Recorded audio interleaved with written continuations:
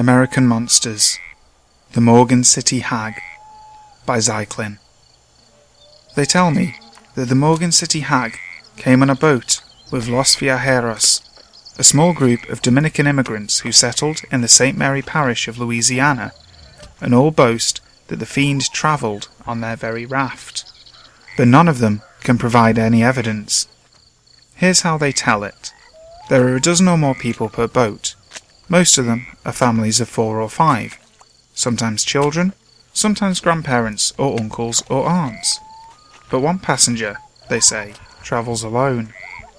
She's an elderly woman with skin so pale that she glowed in the moonlight, and it hangs off her body like silk.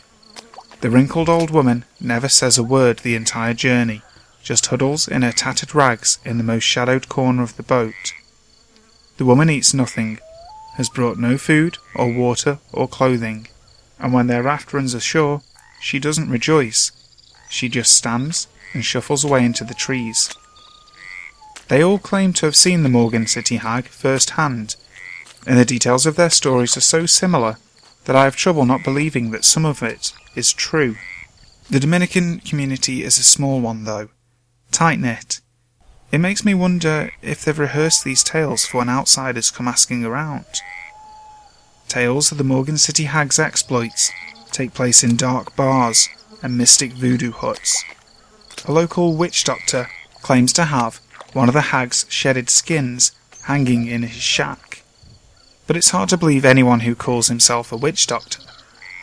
But even the white locals claim to have come across large sheets of baggy and dried out skin hanging from branches in the swamps, and they find her victims too.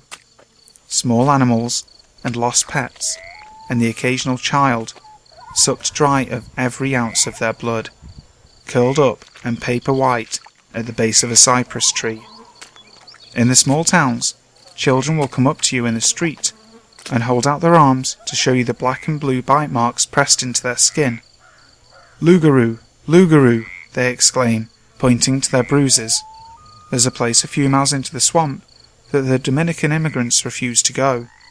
They whisper of black magic and devils. A brackish swamp surrounds a small hill where nothing grows apart from one gnarly old silk cotton tree. It is here, the locals claim, that the Morgan City Hag speaks with demons and trades the blood of her victims for her powers. And once her magic is refreshed, she shoots across the sky like a fireball to hunt for her next victim. If you're ever in St. Mary Parish, Louisiana, venture out into the dark swamps. Wait for a night with no moon. Raft your way through the murky reeds by the light of glowing foxglove. You may hear a lonely sobbing from the treetops. The Morgan City Hag is so far from home. You'll hear her hungry groaning circle around you. A flash of firelight blurs across the canopy of twisted cypress branches and disappears into the dark sky. Your boat will arrive at the base of a hill, bubbling up from the swamp water like a boil. Atop the hill is a white tree, ancient in size, its branches twisted like skeleton fingers, its roots bunched up like a coiled serpent at its base. Red candles burn in the night. A dry heat stings your cheeks. Devils whisper and bicker in the wind. They're bargaining for your blood. It's too late to turn back. Lougarou, Lougarou. You'll remember the children's excited chanting. An old woman in rags emerges from behind the tree, sheds her skin like a threadbare blanket, stumbles towards you, a mass of shadow and bone. She thirsts for your blood, your skin, your soul.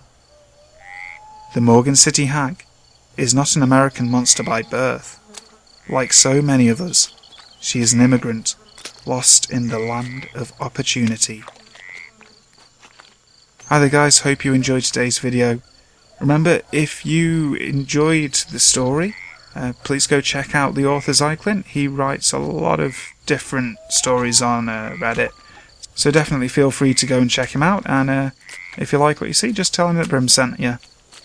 Next video will be up on Friday, and as a quick news flash, I'm currently working on a big series of collaborations for Halloween, It should be roughly along the lines of maybe 4 to 5 videos with people from all across the horror community, so that's something to look forward to.